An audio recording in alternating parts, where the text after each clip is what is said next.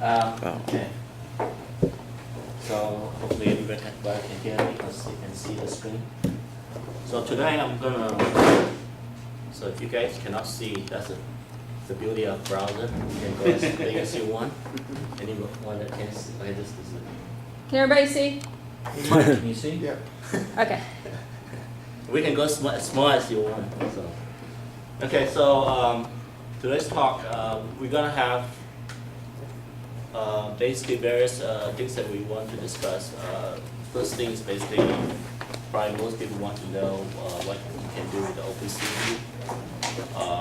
And some people may want to know what is it. I mean, for most of you, you probably Google it and figure out what it is. You probably have seen some demo and things like that. So what I want to talk about today is mainly the C++ focus. I mean, I could have done some Python also, but I just didn't have run out of time to set the demo. The OpenCV version that we'll be discussing is OpenCV 2.4.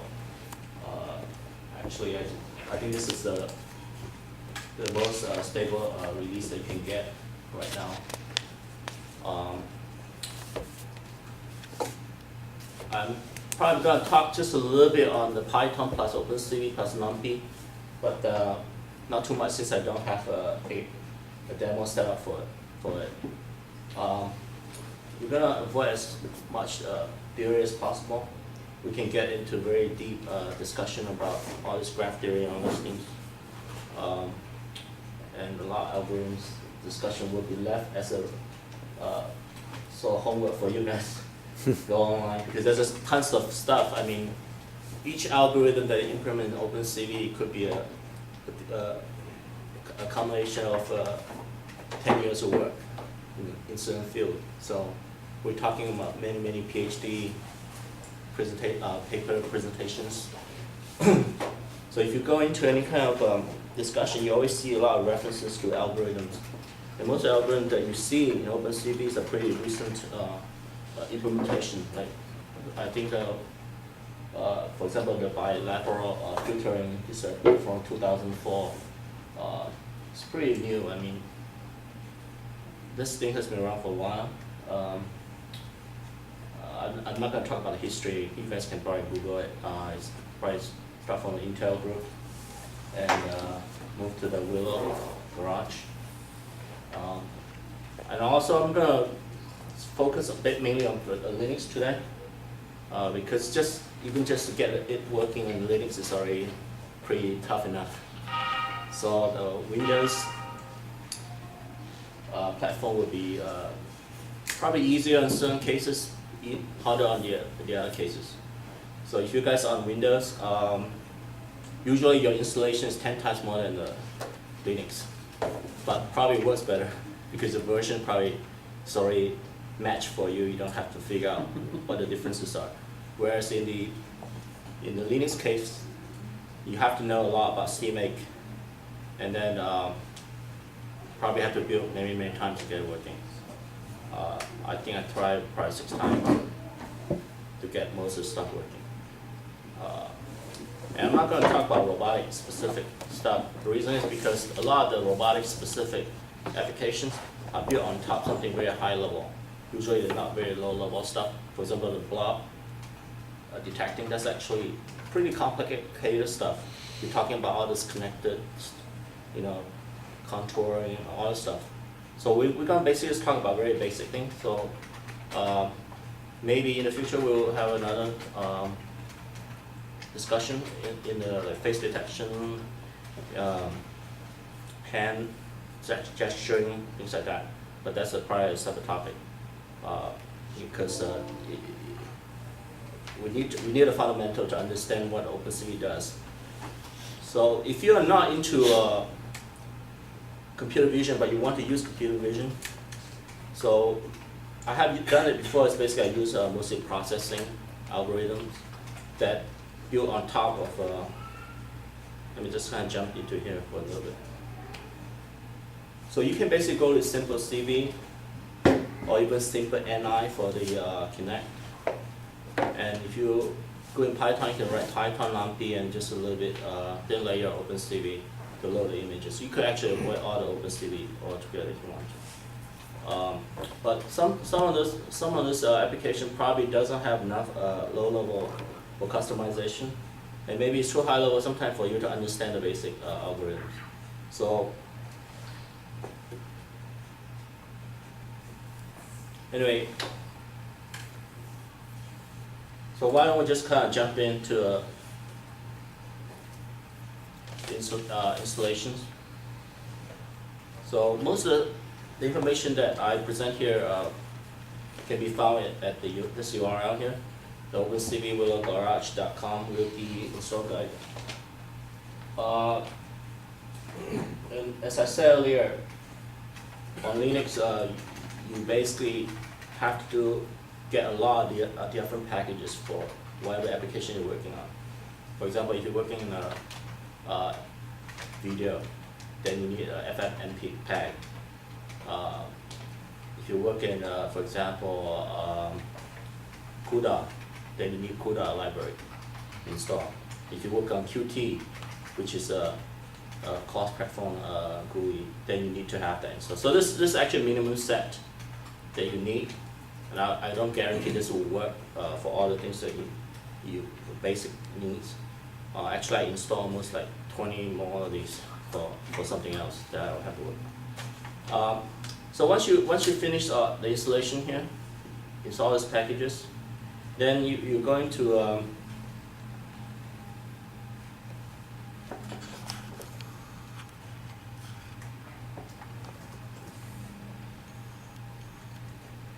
you basically download the source code from the OpenCV and you unzip it, right? So you have this basically layout. So first thing you do is you make a directory called release. So I already done it here, so I'm not going to do it again. And then basically you go into this release directory, and then you invoke CMake, which is basically a GUI, kind of like a GUI for CMake. So in here, you basically can select the things that you want to compile in OpenCV. So most of the book that you buy probably talks, have a chapter on this, just to get you going. So you can see there's quite a lot of stuff in here. I'm not going to go through this. When you install it on Linux, you see this options. For example, here, what I was talking about, you have the CUDA options, which I turn off right now. I don't have CUDA here. The FFmpeg, which I need for the video support, and many things. Like for example, I have a Ching. I just installed this recently, and the V4L, which is for the video for Linux, which you need it for camera. So once you've done that, then you click on C to configure, and then sometimes you have to click a few times, like something else, to get it to show a G. Okay, so let me see if I can do that.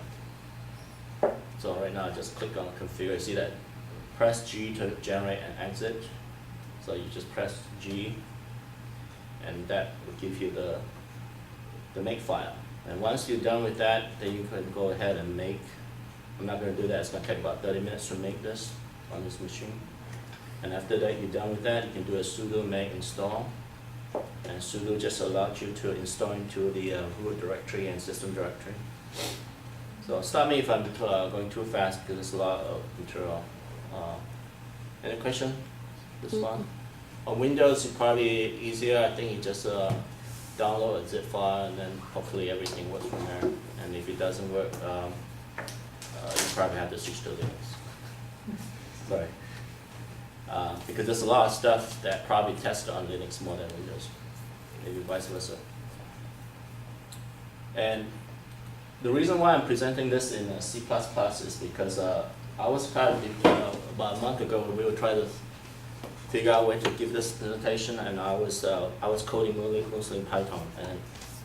But then I started looking at OpenCV 2.4. I found some samples are not in the Python, and plus the APIs are not different, but there are slight differences in the two. So And I basically decided we should just go with the C++. After I play with it a little bit, it's pretty straightforward, at least for people that know C++. So once you finish that sudo make install, then you're ready to go. So what it does is basically it install all the libraries you need. Then once you have the library, you can do something like this. Sorry, you can go to the samples directory, which came with the installation. And I just went to the C++ directory. And you can see there's a lot of code in here. So for people that are not used to Windows, I mean, so this you see there's quite a lot of stuff in here. So these are. Let me just see if I can bring up the listing.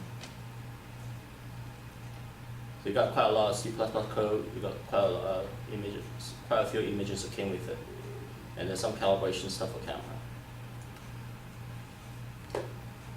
So with that, so one thing you need to create is a makefile that will be able you to make the samples yourself. So for example, this is a very basic makefile. So for example, if I want to make an edge detector, which is in the edge.cpp, I'll do make edge. Edge is already new, so let me just show you how to do it. So here, basically, it just built it for you, and then you can run it.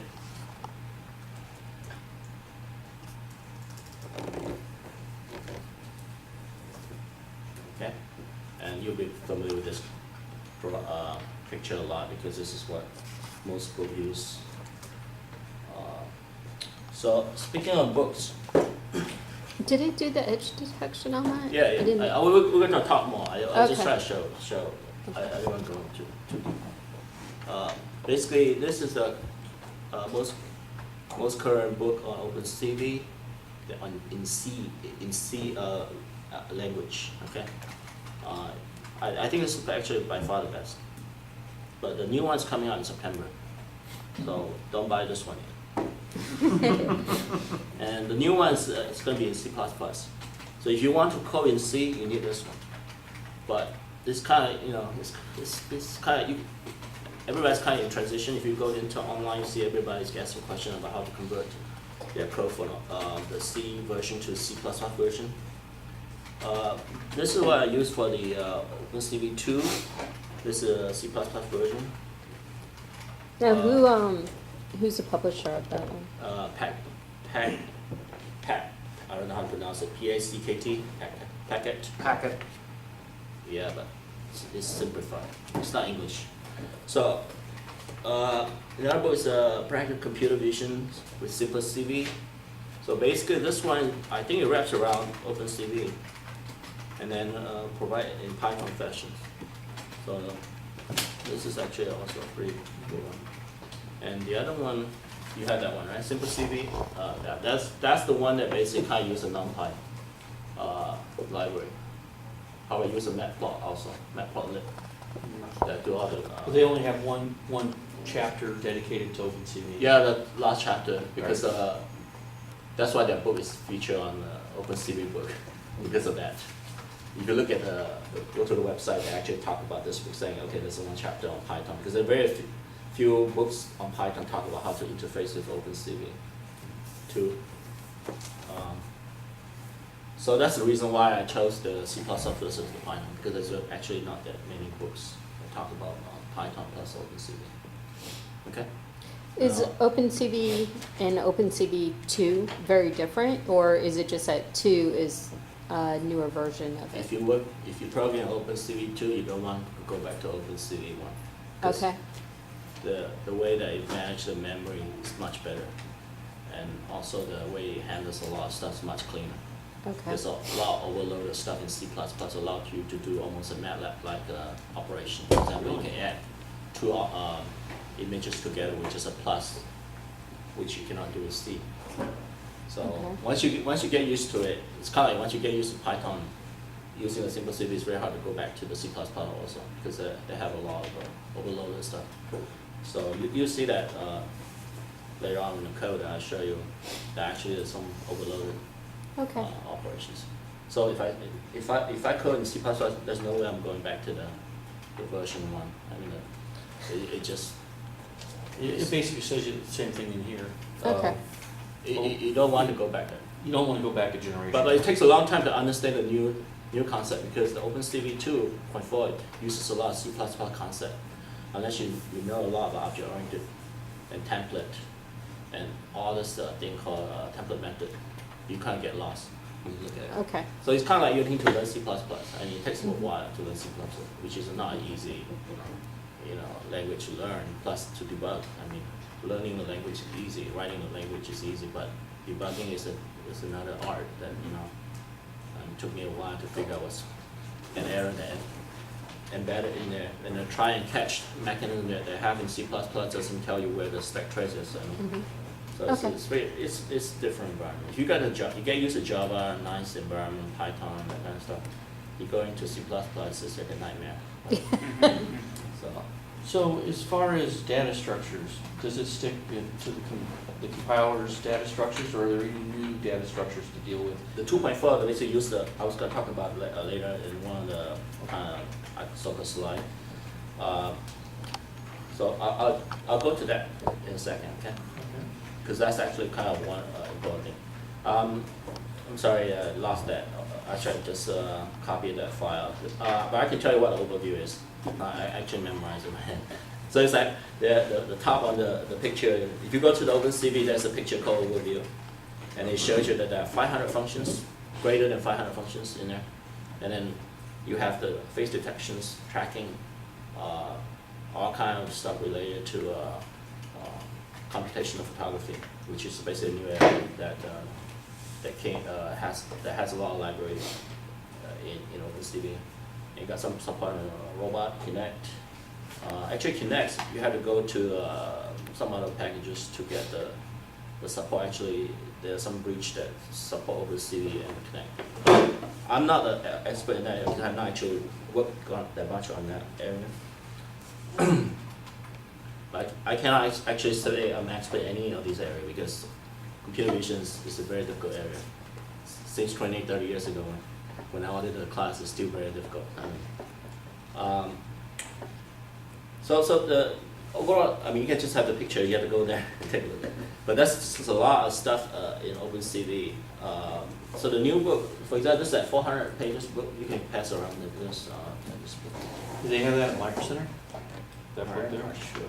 I don't buy books from Micro Center. So. Actually, for these O'Reilly books, you can buy them directly through O'Reilly and their website. And usually, if you buy 2 books, you get the 3rd one free. And they have a lot of specials, like 50% off and stuff, if you go on their They might mailing have list. it. I just have not been there for that much. I want to talk a little bit about color presentation. The reason is that most of you are used to RGB, right? So RGB, what's RGB? Red, green, and blue, right? So you have pictures that you load. Usually you have 3 channels. One is red, one is green, one is blue, right? That compose, and each of them have basically have a value from 0 to 255, and you combine all those things. If you have the same color, you got gray color, basically different shade of gray. But in the OpenCV 2, the colors represents blue, green, red. So don't ask me why, BGR. And in some cases, actually, you need to deal with HSV, which is hue saturation of value. I think saturation, not saturated. Good for detecting human skin tone and things like that. The reason is that I think the HSVs can represent color more homogeneous in terms of the distance. So I want to kind of just touch on a little bit on that topic. I need a cheat sheet because I'm kind of tired right now. Okay, so want to show you this.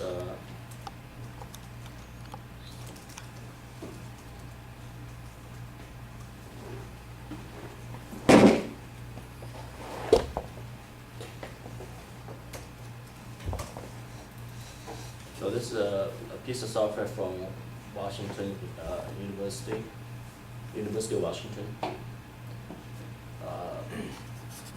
Basically, if you buy this book, you need this. I'm not pushing this book. This is a good book, but it's not for that. Not for robotics. So basically, what we want to do is that we want to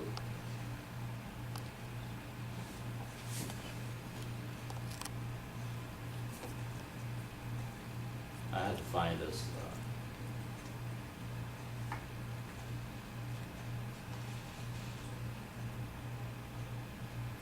I have to find some images to load as well.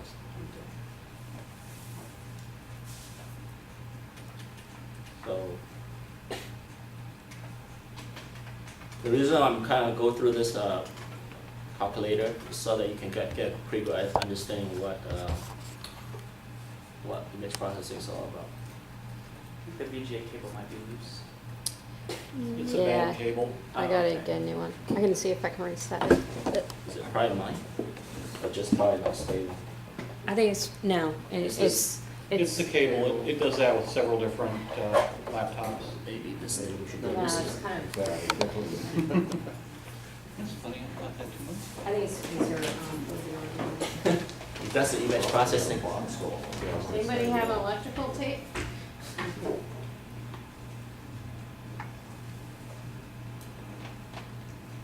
Line following tape? I'll have my Android touch on your Android. Do you really? I don't know. I'm looking at just VGA. They just never Nope. know. I think so. Okay. I mean, I think that might be. while you're doing that, Go ahead. so let's say you want to, make the color less bright. So all you can do is just subtract the pixel by 50. So in this case, for example, you will have a darker picture. Okay. So this tool is kind of, easy to use, and you can do quite a lot of stuff. I'm sorry, I have to go back and forth because. And let's say you want to stress a certain area of the color. You want to basically stretch the contrast. You can do this operation by subtract some numbers and multiply it by 2. See that bright and dark, because they subtract by 100, so that region is actually being stretched. 2. Okay. Let's say you want to do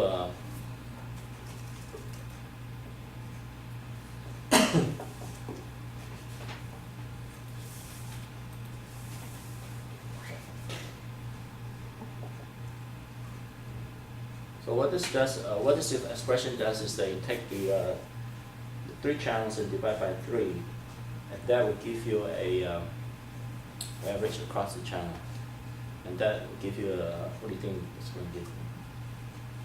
Basically a gray level scale picture, right? Yeah. Do I have questions? So this is basically the basic operation of computer vision. You basically play with all these channels, these values, and numbers. Actually, you kind of just do with numbers, metrics.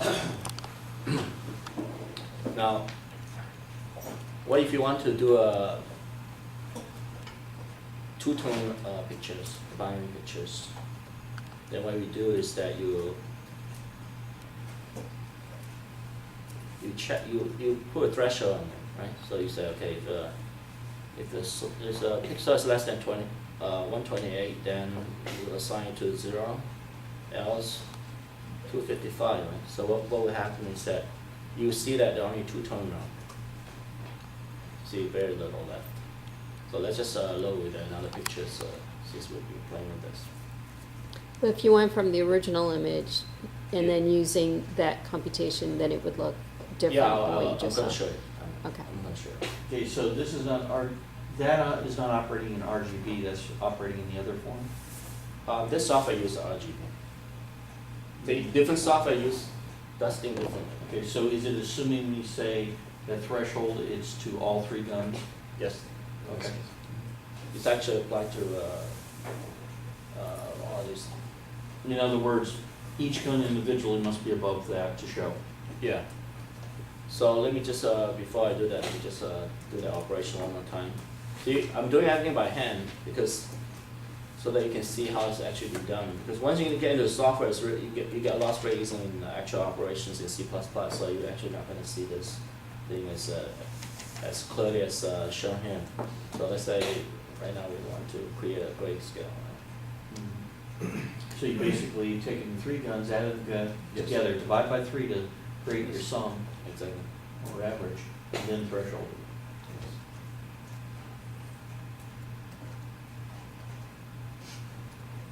So, I mean, we don't have to actually give it a 0. We can actually give it 128 if you want. I mean, you can do whatever you want. It's up to you. Okay. Or if you prefer, you say I don't want 128. I want to start. So. Okay. So that's, you So that's can the use basic that to operation actually that- change the colors as well, right? Yes, it's basically it goes, that expression is applied to throughout all the pixels. So you have a 640 by 320, it's going to go through all those things, pixel by pixels, and they basically apply these equations. Okay. And apply to 3 channels. A lot of time, we actually work on one channel because it's much easier. And plus, you know, What do you mean 1 channel? like for example, when I sum them up, I have basically just black and white, grayscale. So I don't need 3 channels to represent the thing. So in OpenCV, they actually string the data structure into just 1 channel. So So you can, monochrome image. yes. RGB are all the same value. Yeah, the CV underscore AU is the type that you'll be familiar with. Did I answer your question? I'm sorry. Oh no, I said for that, it just means that all 3 channels are the same value, right? Yes, exactly. 0, 0, 0. But actually, so you don't need it. You don't need Yeah. it. 3 channels. So you need 1 channel for that representation. Yeah. Right? As long as you just say your data type is CV underscore AU, which is 8-bit unsigned, which is from 0 to 55. Or you can have 32F. 32S, I think, means that 32-bit sign. In some cases, because you need a gradient, you need to know which direction is pointing. So this, in OpenCV2, the matrix map is used for a lot of stuff. It's not just for images. So if you look at the code, you actually sometimes get confused. Right? Is this a picture, or is it a gradient, or is it a slope, or whatever? I mean, markers. It could be anything. You know, this is why it makes it hard. That's the reason why I think that going through this exercise, you can see how to do it by simple operations. So it kind of explains some of the basic operations easier. Once you get into those nitty-gritty, you got lots in the code. Okay. So this actually is kind of important operation because you want to take a picture, you want to convert to lines. Because once you have the lines, threshold, it's easier to work with because then you know storage-wise you only have 2 values for each. Plus you can scan the edge, you know, figure out which ones where the edge is by looking at grading. And then also you can perform things like, for example, the half transform, which basically allows you to find where the lines or circles and things like that, which we're not going to talk about today. I was going to talk about it, but I don't think we have time. I went through the material last night, 4 hours myself, just go through the presentations. I said, okay, just to get through the basic stuff probably will take an hour and a half. So any question before I go on to the next one? Because you get more confused. So you think you understand that stuff, right? No.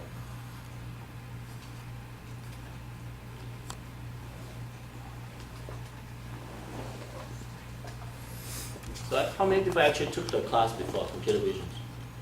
Long time ago. Long time ago. We used Matrix. How long ago? 1985? 86? Don't give away your age, I'm just saying. No, it was probably in the late 90s. Yeah, I took it in 1987 by this guy that went to Microsoft now. He's the one I had, Yeah. Sheffer. It was We about use mid-90s MATLAB. for me. Yeah. So the guy that came to the class first time and taught the class said, you know, you want to get into computer vision because that's the most exciting area. Because in the last 20 years, a lot of problems have been tried and still not been solved. You probably can say the same thing right now. It's kind of similar to AI. So Well,